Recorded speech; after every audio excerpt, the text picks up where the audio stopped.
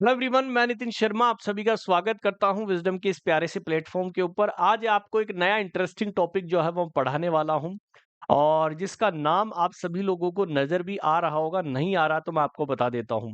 आप सभी लोग पढ़ते हैं कि मेरा आईक्यू लेवल इतना है कि तेरा इतना है, कि मैं मेंटली रिटार्डेशन हूं कि नहीं हूं। और इसी के बारे में मैं आप सभी लोगों से चर्चा करने वाला हूं कि क्या होता है आईक्यू, किस तरीके से आप इसका क्या फॉर्मूला है और ये वर्ड किसने दिया और किसने इसको यूज में लिया। तो चलते हैं बिना किसी देरी के। सबसे पहले आप सभी लोगों ने एक टर्म पढ़ा होगा, एम आर। एम आर का मतलब क्या होता है? Mental retardation. क्या बोलते हैं इसे? मेंटल रिटार्डेशन के नाम से हम जानते हैं। ठीक है, एक टर्म तो आपकी ये बनती है और एक बनती है आईक्यू। आईक्यू का मतलब क्या है? Intelligence, intelligence quotient. Intelligence quotient के नाम से जो है वो हम जानते हैं। ठीक है, क्वोशिएंट के नाम से ये आपका आईक्यू लेवल होता है। अब आपके एग्जाम के अंदर क्वेश्चन पूछा जाता है कि सर जो आईक्यू हम चेक करते हैं, क्या इसका फॉर्मूला होता है? सबसे पहला क्वेश्चन तो यही आता है कि सर फॉर्मूला ऑफ आईक्यू, कि जब भी आप किसी का आईक्यू निकालोगे तो क्या फॉर्मूला आप काम में लेते हैं।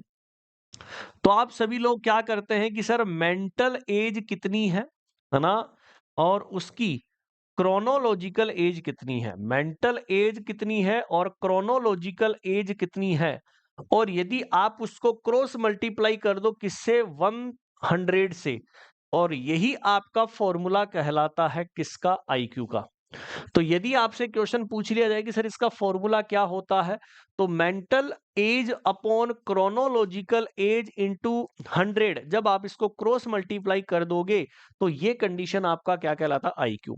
ठीक है, क्वेश्चन पूछा जाता है कि सर दो क्वेश्चन बनते हैं, कि सर पहला क्वेश्चन तो बनता है कि आईक्यू का जो फॉर्मूला दिया गया आईक्यू का जो फॉर्मूला जो दिया गया था वो किसके द्वारा दिया गया था? Given by.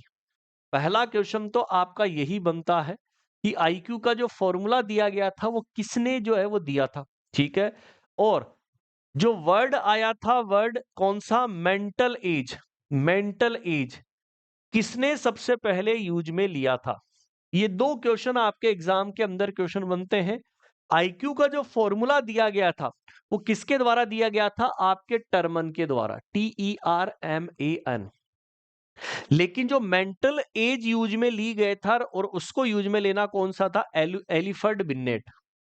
कौन सा था? एलिफर्ड, ALIFERED, एलिफर्ड बिन्नेट, BINET।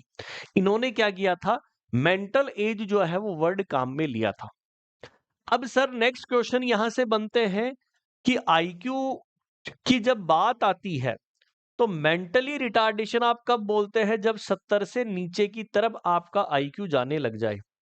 अब इसका मतलब आपको यह पता होना चाहिए कि नॉर्मल कितना होता है और एबनॉर्मल कितना होता है, किसमें किसकी जरूरत पड़ती है। इसी के बारे में मैं आपको एक ये चार्ट के माध्यम से समझाने वाला हूं, और समझिएगा इसको आसान भाषा के अंदर, रटना नहीं है, चीजों को मैं समझाऊंगा। 0 से 20 से जब मैं स्टार्ट कर देता हूं, ठीक है, 0 से 20 जो है वो प्रोफाउंड मेंटल रिटार्डेशन कहलाता है। 20 से 35 सीवियर मेंटल रिटार्डेशन है। 35 से 50 मॉडरेट होता है। 50 से 70 माइल्ड मेंटल रिटार्डेशन है। 70 से 80 बॉर्डर लाइन है। 80 से 90 डल एवरेज है, और 90 से 100 जो 100 होता है वो एवरेज है। तो यानी कि हम जो आते हैं वो किसके अंदर आते हैं? हम एवरेज के अंदर आते हैं। हम कहां पर आते हैं दोस्तों? इस एवरेज की कंडीशन के अंदर हम हमें देखने को मिलता है। ये क्या है? कंडीशन नॉर्मल है। फिर उससे नीचे की तरफ जाते हैं तो सर 100 से 120 की तरफ निकलते हैं। 100 से 120 की तरफ जो है वो मोर देन एवरेज हो गया। 120 से 130 सुपीरियर हो गया। 130 से 140 वेरी सुपीरियर, और 140 से ज्यादा जीनियस होता है। आपके एग्जाम के अंदर क्या क्वेश्चन बनता है, मैं थोड़ी सी आपके साथ में चर्चा करने वाला हूं, कि जब माइल्ड मॉडरेट सीवियर की बात आती है तो यहां पर डिपेंडेंसी की जो है वो बहुत तगड़ी बात आती है। इसकी बात आती है डिपेंडेंसी की। अब डिपेंडेंसी का मतलब मैं किसको तो एजुकेट करके ठीक कर दूं, है ना, और किसको जो है वो एजुकेट करके ना ठीक कर सके। क्या किसी को ट्रेनिंग देकर ठीक कर सकते हैं? बिल्कुल कर सकते हैं। तो कुछ क्वेश्चंस आपके एग्जाम के अंदर बनते हैं, उन्हीं के बारे में मैं चर्चा कर लेता हूं। सबसे पहला क्वेश्चन आपके एग्जाम के अंदर बनता है कि जब भी माइल्ड मेंटल रिटार्डेशन की मैं बात करूंगा तो ये आप कैसे कर सकते हैं ठीक, आप एजुकेट कर सकते हो।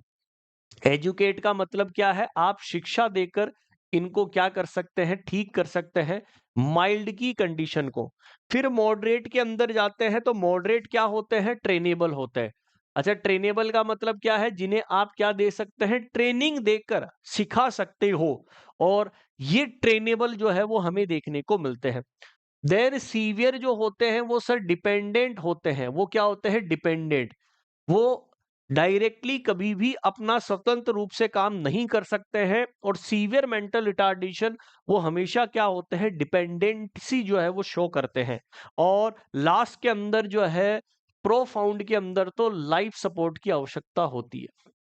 लाइफ सपोर्ट की आपको आवश्यकता देखने को मिल सकती है, क्योंकि प्रोफाउंड को ही हम किस नाम से जानते हैं, इडियट के नाम से भी जानते हैं, जो 20 से कम हो जाता है। ओके, तो एक छोटा सा क्वेश्चन आपके एग्जाम के अंदर बनते हैं, मैंने आप सभी से चर्चा कर ली है। ये चार्ट आपको याद रखना है, माइल्ड के अंदर एजुकेट करेंगे, मॉडरेट के अंदर ट्रेनेबल करेंगे, ट्रेंड करेंगे, सीवियर के अंदर डिपेंडेंसी रहती है, प्रोफाउंड या इडियट जो है वो लाइफ सपोर्ट के लिए आपको आवश्यकता है। बाकी आईक्यू जो है मैंने आपको बता दिया कि मेंटली रिटार्डेशन आप कब बोलेंगे, एमआर कब बोलेंगे, और एमआर बोलेंगे जब 70 से नीचे की तरफ क्या आने लग जाए, आपका आईक्यू लेवल जब आने लग जाता है तब आप बोलने वाले हैं। ओके, आई होप आप सभी को जो है ये वीडियो अच्छा लगा होगा। तो कमेंट सेक्शन के अंदर जरूर बताएगा कि कैसा लगा। और सभी को ऑल दी बेस्ट। जो भी आपको टॉपिक पढ़ना है कमेंट सेक्शन के अंदर कर दीजिएगा, आपको उसके बारे में चर्चा कर लेंगे। Okay, thank you so much, bye and take care.